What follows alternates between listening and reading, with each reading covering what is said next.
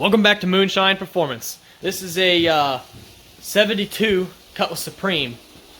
So we are going to be replacing the cam on this in this car, and we're gonna start with we're gonna take the hood off. That way we're not worried about messing around underneath of it and worried about it falling on us, because it doesn't stay up on its own. So we would have to put a prop up there, and we just don't like any of that. So we're gonna take the hood off and we're gonna go set it in the trailer and cover it up. All right, here's the motor, just an old small block, and like I said, we're gonna be pulling out the cam that's in there and putting a new one in it, and we gotta get that radiator out of there and assess that. Okay, well, we've got all the rockers off, we've got all the push rods out, and everything looks good down in here. We're draining all the antifreeze right now. We're gonna pop that radiator out, and gonna pop this intake off. We're just tearing into this thing, really. I'm gonna start getting all these bolts off for this radiator support, and pop that out, and that's pretty much drained. But it's looking good. It's going good. Haven't had any problems so far. Got the radiator out. Working on getting that out there. And we're going to pull that water pump off and just getting stuff out of the way. That way we can get that timing chain cover off and rip this old bump stick out. Okay, we got everything cleared out in front of the motor. We're going to go ahead and pull that balancer off, and then next step is the timing chain cover and pull the old bump stick out. So we're getting that all set up right now. And fuel pump off too. Yeah, we got to take that fuel pump off, drop that rod down a little bit in order to get the cam out. Because the rod in there, normally we use an electric fuel pump, obviously for racing purposes, and we just put a block off plate there. We got the balancer popped off, and we got the timing chain cover off with no problems, and we're working on getting the timing chain off now, and when we need to put it back on, we're gonna have to clean it up pretty well. We're gonna make sure we'll acetone real good down in here, so because RTV don't stick to oil, so we're gonna wipe everything down and acetone it real well. Make sure it's really clean. Yeah, really clean, because one little... Yeah, and like I said in an earlier video, once fluid gets into a gasket surface, it's game over. It's going to start leaking. And a leaky car is no fun. It's annoying. Yeah. So we're going to make sure this thing doesn't leak. And thank God we didn't have to drop that pan at all either, because that would have been a whole other job. Okay, here is a look to the inside of the motor, and this orientation is going to be all messed up. But if you look, I'm zoomed way in, so this is kind of where we're at here. This is the motor. I got the phone upside down. And here's a cam tunnel. See if I can... There's that. The cam bearings do look pretty good. But if you'll notice, let me zoom in a little bit more. That right there, that's all the way in the back of the motor. That's the back cam plug. That's a freeze plug that you kind of pop in from the back side. We use epoxy to keep it in place. Looks like on that corner right there where that big square is, it's taking up your whole screen. It looks like the cam has been wearing on that. So we believe that that plug was popped in just a little bit too far, and the cam just kind of wore it down. I bet it's not wearing anymore. But so we're thinking that's all that happened there. I don't think there's anything wrong with it as long as there's not a hole, and I mean, you'd know if there was a hole. So everything in here looks pretty good. We've been kind of inspecting this, and it looks nice and clean. There's no metal shavings anywhere, and it looks good. So we're gonna go ahead and pop the new cam in. After we clean her all up, we're gonna start scraping gasket surfaces. Everything's scrubbed down and cleaned up. We're getting ready to throw the cam in, but we're going to turn the motor over until the dot on the crank snout is facing straight up, because when you put the cam in and then you put the timing chain cover on, that dot has to be facing straight down. They got to be pointing towards each other. Okay, we're bringing in the new bump stick here, and just throwing some of that lube on there that they give you.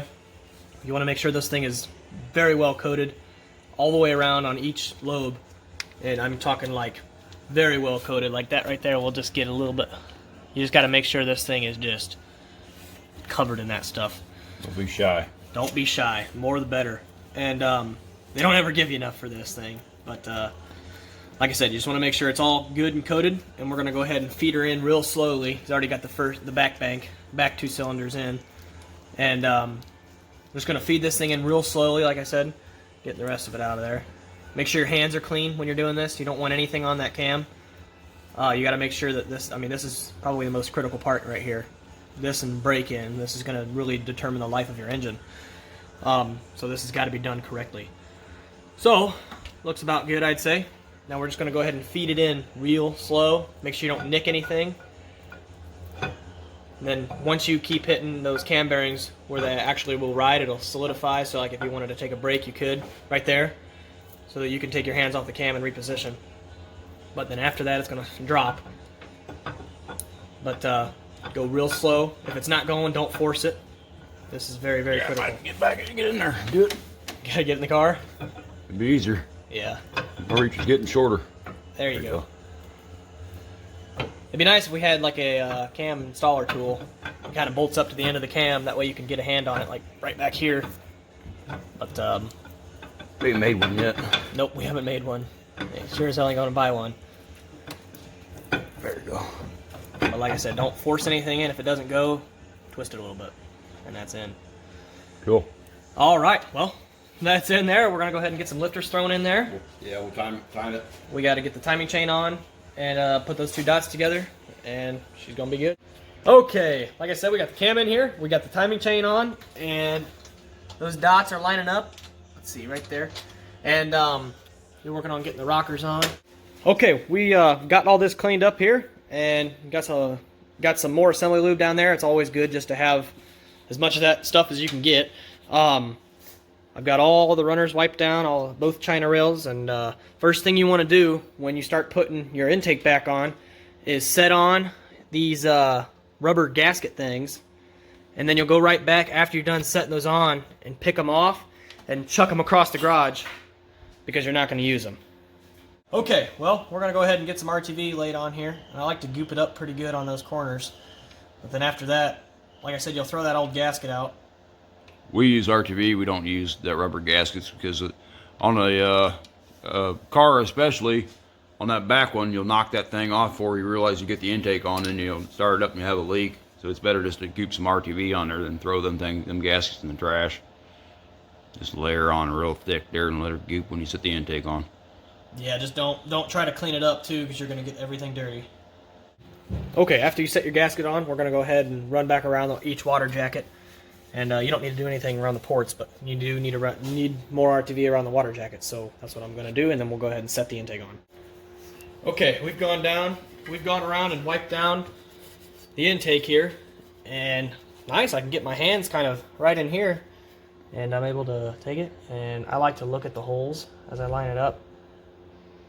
That way I know where it's supposed to go. So, I mean, that was perfect right there. Once you get it on, you can kind of pull it out or whatever you need to do, but try not to move it too much because you'll mess up your beads, RTV, and I'd call that good. So we're going to go ahead and throw the bolts in and get her done.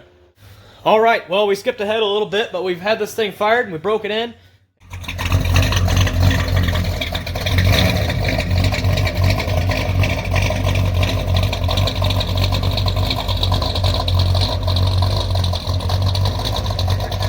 I do too.